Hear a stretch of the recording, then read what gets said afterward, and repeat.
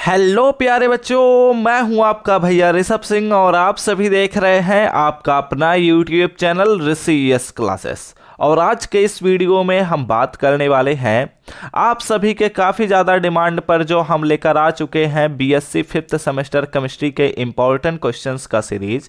उसमें ही यूनिट 2 जो हमारा पेपर 2 है जिसका नाम rearrangement and chemistry of group elements है, उसके ही यूनिट 2 जिसका नाम कैटालिसिस है, उसके सभी इंपॉर्टेंट क्वेश्चंस को हम इस वीडियो में लेकर आ चुके हैं। हम ऑलरेडी आप सभी को यूनिट फर्स्ट के सभी इंपॉर्टेंट क्वेश्चंस को प्रोवाइड कर चुके हैं। उसका लिंक आप सभी को डिस्क्रिप्शन में मिल जाएगा या फिर आप सिंपली यूट्यूब पर सर्च करेंगे तो वहां पर भी आपको मिल जाएंगे। अब उस वीडियो पर काफी ज्यादा बच्चों ने डिमांड किया कि सर और भी यूनिट्स के इंपॉर्टेंट क्वेश्चंस को प्रोवाइड करिए, तो इस वीडियो में हम अपने यूनिट 2 के इंपॉर्टेंट क्वेश्चंस को लेकर आ चुके हैं।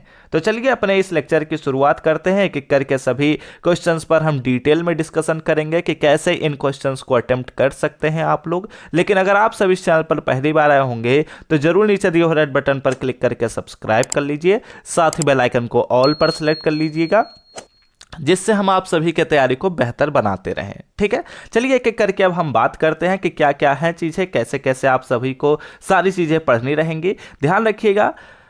चलिए पहले हम बात करते हैं, उसके बाद आप सभी को सारी चीज़ें समझाएंगे और इस वीडियो का पीडीएफ आप सभी को हम टेलीग्राम चैनल पर प्रोवाइड कर देंगे। तो टेलीग्राम चैनल और व्हाट्सएप चैनल का लिंक आप सभी को डिस्क्रिप्शन में मिल जाएगा, आप लोग वहां से जाकर ज्वाइन कर सकते हैं।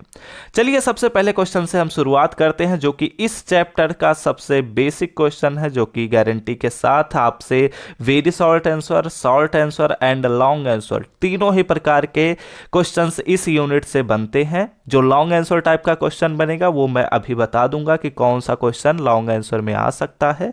अदरवाइज और सभी जो क्वेश्चंस होंगे वो शॉर्ट आंसर या वेरी शॉर्ट आंसर के लिए ही इंपॉर्टेंट है। ठीक है, और यूनिट 2 से यही 2 सेक्शन ही इंपॉर्टेंट बनेंगे भी। ठीक है, चलिए बात करते हैं। सबसे पहले क्वेश्चन से शुरुआत तो किया जाए। What do you mean by catalysis? Catalysis से आप क्या समझते हैं?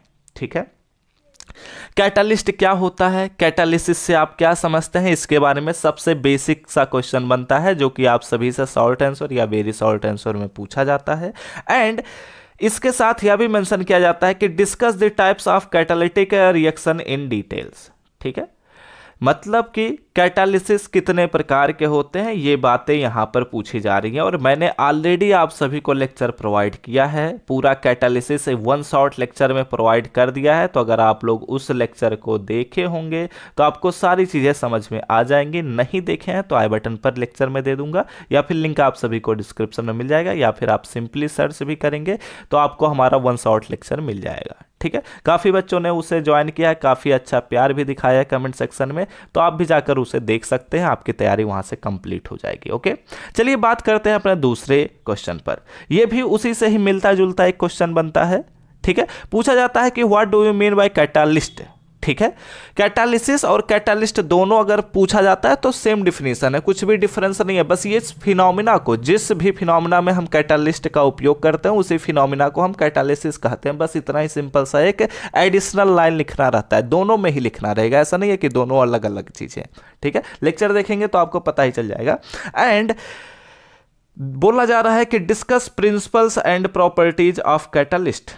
ठीक है, कैटालिस्ट के प्रिंसिपल्स और प्रॉपर्टीज के बारे में यहां पर हमें बताना है। ठीक है, मैंने लेक्चर प्रोवाइड किया है, देखेंगे सारी चीजें पता चल जाएंगी। ओके, बार बार यही बात मैं रिपीट नहीं करूंगा, मैंने 2 क्वेश्चंस में यहां बोल दिया है तो आप लोग अब समझ जाएंगे। ठीक है, एक बात मैं और कह देना चाहता हूं कि अगर आप इनके पेड नोट्स को परचेस करना चाहते हैं तो यहाँ पर व्हाट्सएप नंबर आप सभी के स्क्रीन पर दिखाई दे रहा है, आप इस पर मैसेज करेंगे तो हमारी टीम आपसे कांटेक्ट करेगी और आप लोग वहाँ से पीडीएफ नोट्स को, पेड नोट्स को परचेस कर सकते हैं। ठीक है, बहुत पेपर रहेंगे, आपको सारे इन्फॉर्मेशन वहाँ पर हमारी टीम आपको प्रोवाइड कर देगी। बात करते हैं अपने क्वेश्चन नंबर 3 पर। ठीक है, क्वेश्चन नंबर 3 भी आप सभी के एग्जाम के पॉइंट ऑफ व्यू से हाईली इंपॉर्टेंट है। हो सकता है क्वेश्चन नंबर 2 ना पूछा जाए, लेकिन क्वेश्चन 1 और क्वेश्चन 2 इंपॉर्टेंट है। यहां पर बोला जाता है कि होमोजीनियस एंड हेट्रोजीनियस कैटालिस्ट क्या होता है। ठीक है, यह भी एक प्रकार का क्लासिफिकेशन ही आप कह सकते हैं कि कैटालिसिस या कैटालिस्ट के 2 प्रकार के होते हैं। ठीक है। एक होता है होमोजीनियस कैटालिस्ट, दूसरा होता है हेट्रोजीनियस कैटालिस्ट। अब इनमें क्या डिफरेंस होता है, क्या इनके सारी चीज़ें खासियतें होती हैं, इन सभी चीज़ों पर हम ऑलरेडी लेक्चर में डिस्कस किए हैं, तो आप लोग जाकर वहाँ पर देख सकते हैं। बात करते हैं 4th नंबर के क्वेश्चन पर।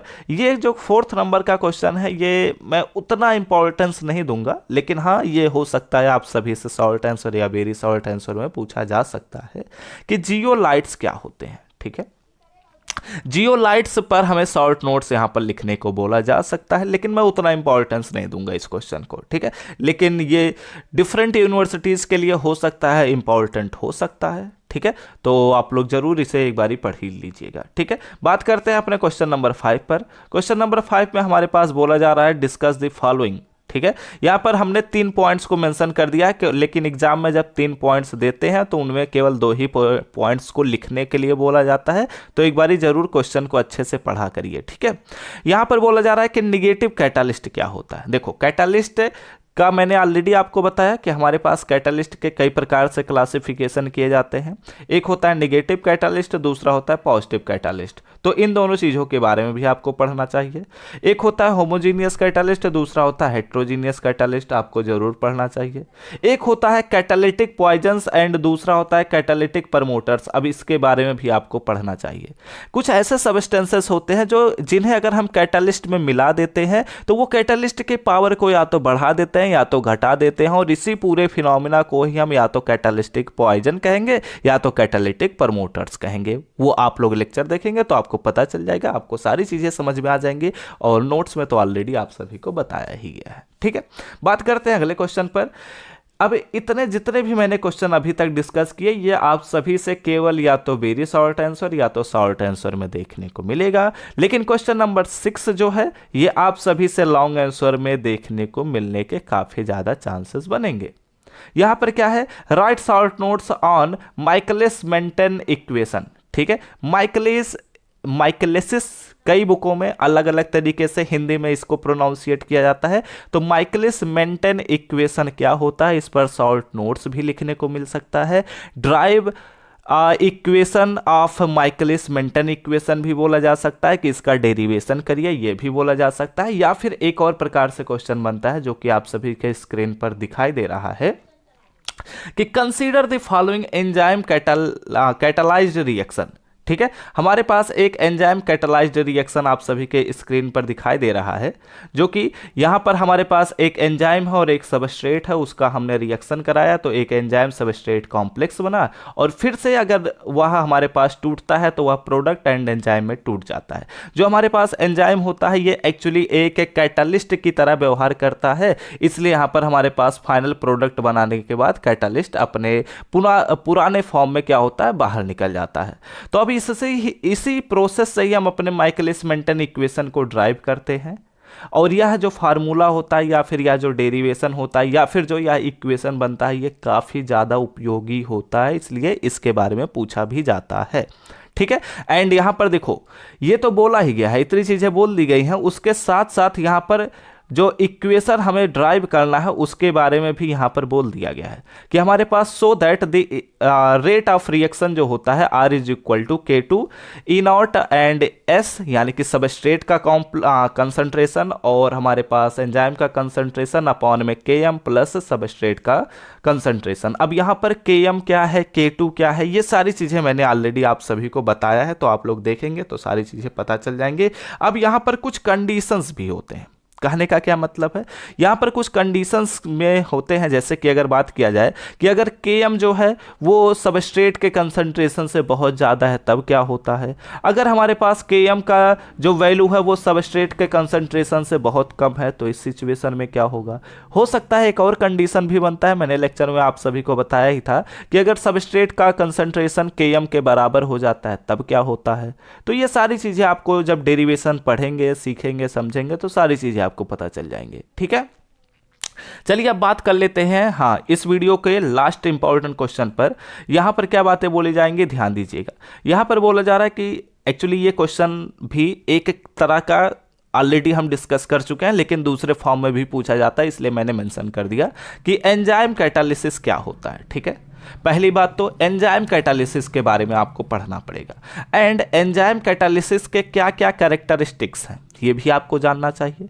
अच्छा, ये क्वेश्चन बन सकता है, ठीक है, क्योंकि या तो कैटालिसिस पूछा जाएगा, 100% गारंटी के साथ ये दो क्वेश्चन बनने के चांसेस रहेंगे, या तो कैटालिसिस पूछा जाएगा या तो एंजाइम कैटालिसिस पूछा जाएगा। अगर कैटालिसिस पूछा जाता है तो उसके प्रॉपर्टीज भी मेंशन करने ही पड़ेंगे, और एंजाइम कैटालिसिस पूछा जाता है तो इसके प्रॉपर्टीज मेंशन करने पड़ेंगे। ठीक है, तो आप लोग लेक्चर देखेंगे तो आपको सारी चीज़ें पता चल जाएंगी।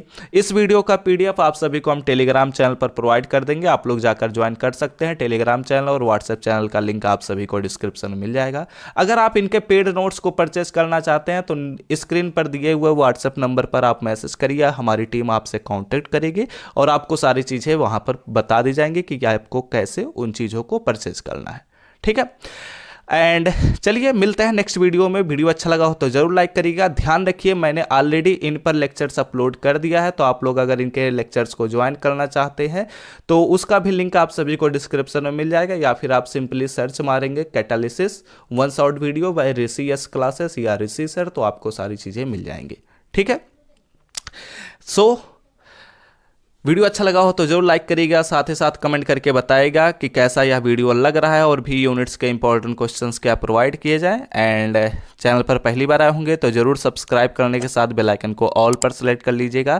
पिछले लेक्चर्स को नहीं देखे हैं तो लिंक आप सभी को डिस्क्रिप्शन में मिल जाएगा, अपने दोस्तों के साथ जरूर शेयर करिए। तो हम सब मिलते हैं अपने नेक्स्ट लेक्चर में, तब तक पढ़ते रहिए, संघर्ष करते रहिए और सफल होते रहिए।